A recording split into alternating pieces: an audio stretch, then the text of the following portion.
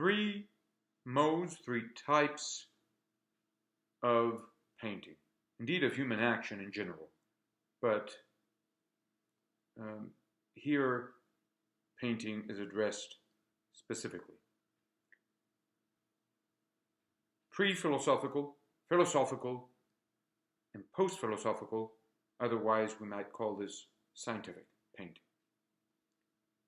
Pre-philosophical painting, what is meant by that? Is painting that is produced in, loosely speaking, pre-Socratic times. What happens here?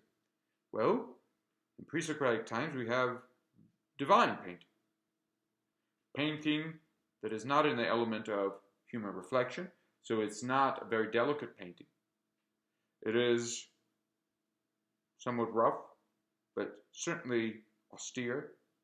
It is the painting that is supposed to be guided directly by the divine.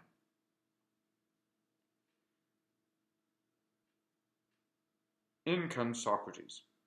Socrates has noticed that some people have sought the divine outside of human action. They were not satisfied with human action as being the self-evident manifestation of the gods. They say, no. There's all kinds of painting. There's all kinds of this, of laws. So they cannot be the direct manifestation of the gods. They say, no, so they're all based on delusions, biases, opinions perhaps. And so they flee into the heavens, contemplating nature, the generation of things, and overall the universe. Well, in comes Socrates and says, well, if you seek truth, the truth about the universe, you are to seek it within human action, not outside of it. So I can agree that there is something lacking in older painting, in older human action, all kinds of human action. But we do not solve that problem by escaping into the clouds. So we have to return to human action and seek the principle of divinity, the principle of truth within human action as the original motor. Fine. All painting that comes later is affected by this problem that becomes explicit. Yes, at some point throughout the Middle Ages, so-called Middle Ages, you have a partial obscuring of this point. Partial. Doctrinally upheld, but in practice, partial obscuring. So we have a painting that is pretty rough,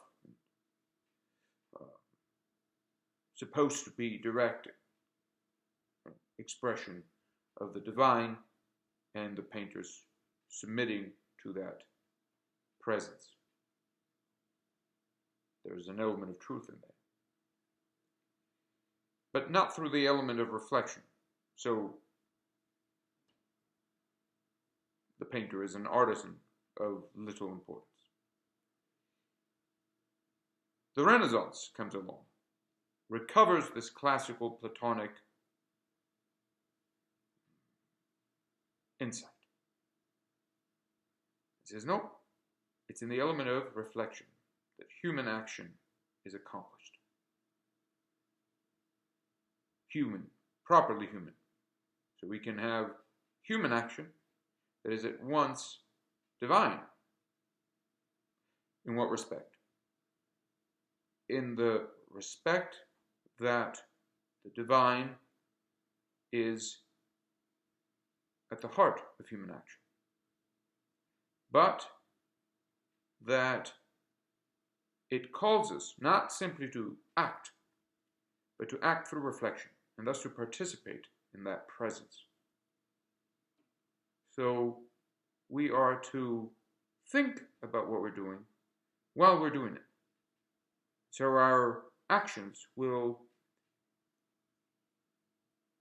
be shaped in part by our turning back to that problem of truth. So you see, painting is much more delicate, delightful also, and yet still austere. This moment of the Renaissance will go through various, responses, interpretations, and there will be tendencies to move away from it. These tendencies will ultimately embrace modern idea that has painting lose its original austerity.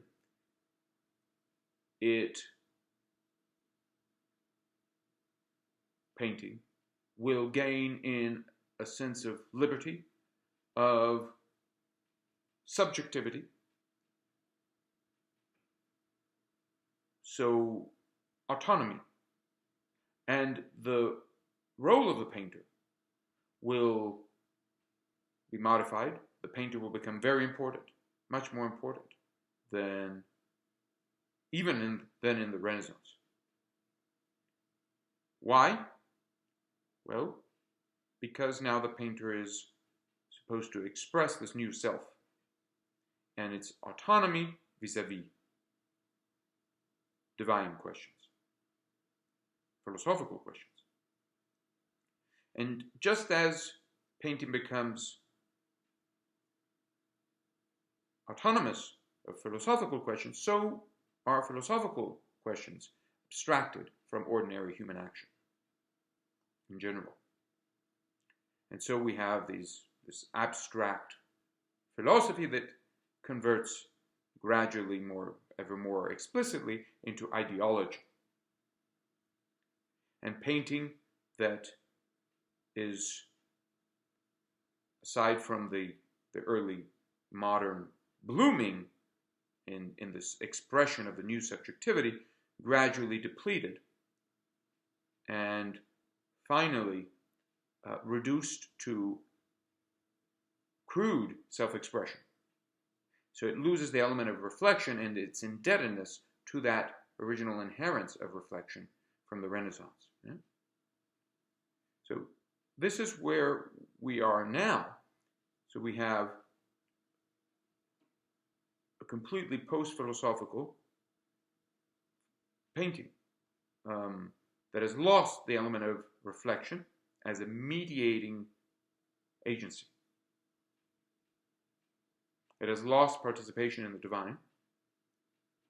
And instead of the divine, so instead of our paintings returning to pre-philosophical painting, to its pre-philosophical type, it ends up with sham divinity, the sham divinity of sensualism, of feelings.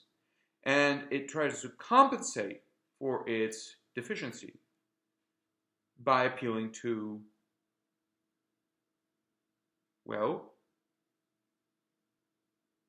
standards that are independent of truth. So technical standards that are extrapolated through an historical consciousness that allows us to review everything that happened before, the tradition, and abstract elements that can make up a doctrine of painting. So we have a set of principles, rules, considerations that are primarily or essentially technical that allow us to paint independently of the problem of truth, independently of the Socratic insight and the reflection that it refers to. Right? So now painting is no longer philosophical. Fine. Now what we have here is a post-philosophical painting that looks back at early modernity,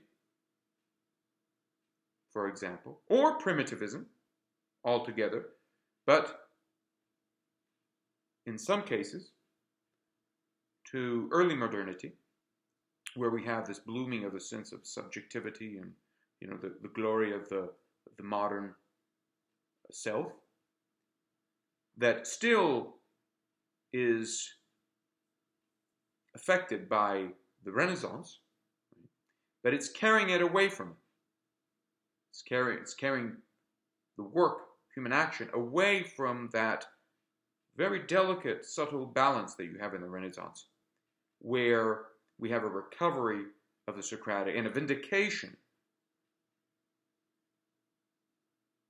even a glorious vindication of that Socratic insight. And you have this in painting, in writing, in literature, in poetry, and so forth. It is that very insight that inspires Michelangelo in an old age, to say, well, I've worked hard throughout my life, and now I'm rather old, and of course here I'm paraphrasing, but this is the point that he makes. I'm devoting myself more to poetry. That is, at this point, more important than my other activities, sculpture, painting. Leonardo da Vinci, in his later years, would regret not having studied Latin more and the classical philosophers, although he did, of course, study Dante and others. And his painting is, by all means, philosophical painting.